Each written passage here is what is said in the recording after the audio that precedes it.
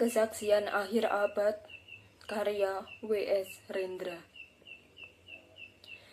Ratap tangis menerpa pintu kalbuku. Bau anyir darah mengganggu tidur malamku. Oh, tikar tafakur. Oh, bau sungai Tohor yang kotor. Bagaimana aku akan bisa membaca keadaan ini?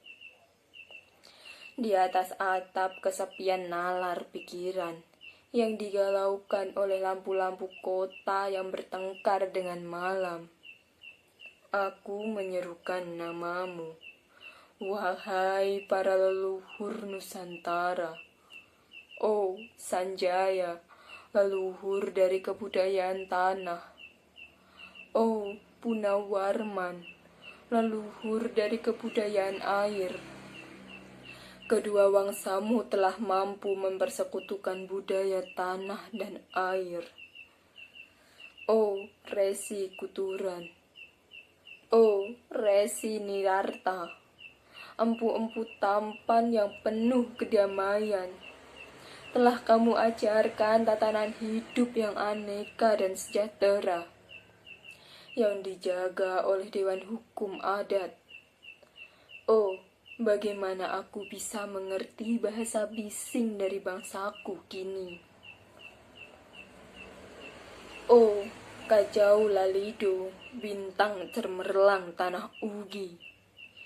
Negarawan yang pintar dan bijaksana, telah kamu ajarkan aturan permainan di dalam benturan-benturan keinginan yang berbagai ragam di dalam kehidupan. Ade, bicara, rampang, dan wari. Oh, lihatlah wajah-wajah berdarah dari rahim yang diperkosa muncul dari puing-puing tatanan hidup yang porak-poranda. Kejahatan kasat mata tertawa tanpa pengadilan. Kekuasaan kekerasan berak dan berdahak di atas bendera kebangsaan. Oh, anak cucuku di zaman sibernetik, bagaimana akan kalian baca prasasti di zaman kami? Apakah kami akan mampu menjadi ilham dari kesimpulan? Ataukah kami justru menjadi sumber masalah di dalam kehidupan?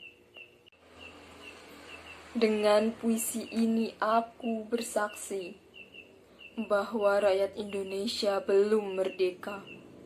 Rakyat yang tanpa hak hukum bukanlah rakyat merdeka.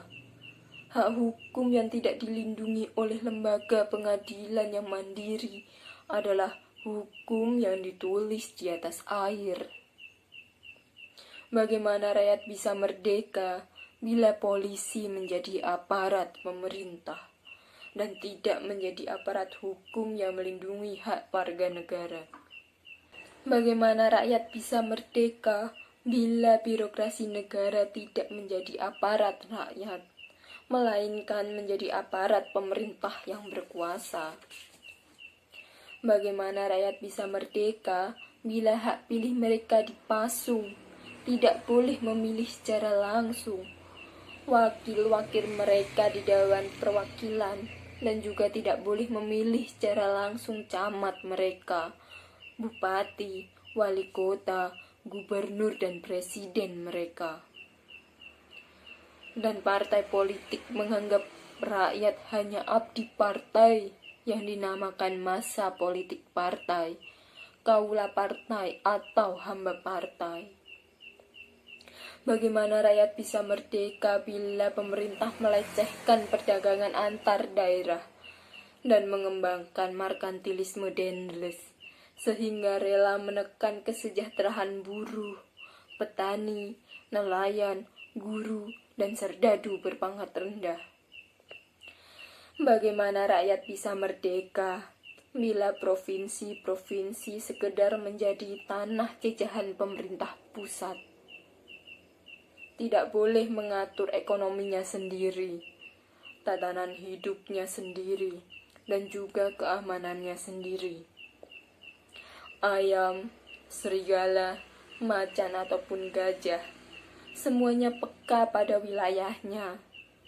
Setiap orang juga ingin berdaulat di dalam rumah tangganya. Setiap penduduk ingin berdaulat di dalam kampungnya. Dan kehidupan berbangsa tidak perlu merusak kedaulatan kedaerahan.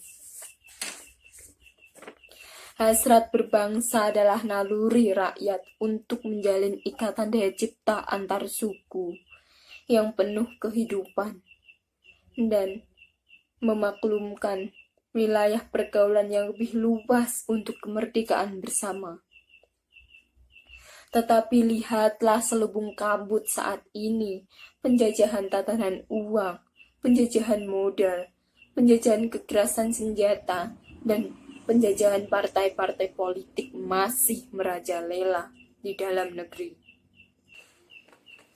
Dengan puisi ini aku bersaksi bahwa sampai saat puisi ini aku tanda tangani, para elit politik yang berkedudukan ataupun yang masih di jalan tidak pernah memperjuangkan sarana-sarana kemerdekaan rakyat. Mereka hanya rusuh dan gaduh memperjuangkan kedaulatan golongan dan partainya sendiri. Mereka hanya bergulat untuk posisi sendiri. Mereka tidak peduli pada posisi rakyat, tidak peduli pada posisi hukum, posisi polisi, ataupun posisi birokrasi. Dengan picik mereka akan mendaur ulang malapetaka bangsa dan negara yang telah terjadi. Oh, Indonesia.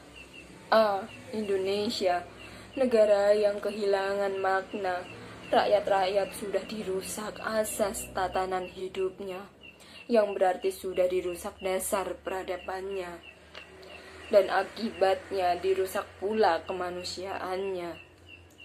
Maka sekarang negara tinggal menjadi peta. Itu pun peta yang lusuh dan hampir sobek pula. Pendangkalan kehidupan bangsa telah terjadi. Tata nilai rancu, dusta, pencurian, penjarahan, dan kekerasan halal. Manusia sekedar semak belukar yang gampang dikacau dan dibakar. Paket-paket pikiran yang murah dijajakan, penalaran amarah yang salah mendorong rakyat terpecah belah. Negara tidak mungkin kembali diutuhkan tanpa rakyatnya dimanusiakan.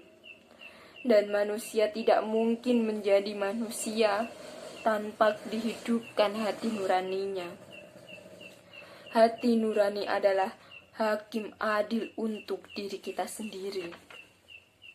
Hati nurani adalah sendi dari kesadaran akan kemerdekaan pribadi. Dengan puisi ini aku bersaksi bahwa hati nurani itu meski dibakar tidak bisa menjadi abu. Hati nurani senantiasa bisa bersemi meski sudah ditebang putus di batang. Begitulah fitrah manusia, ciptaan Tuhan yang Maha Esa.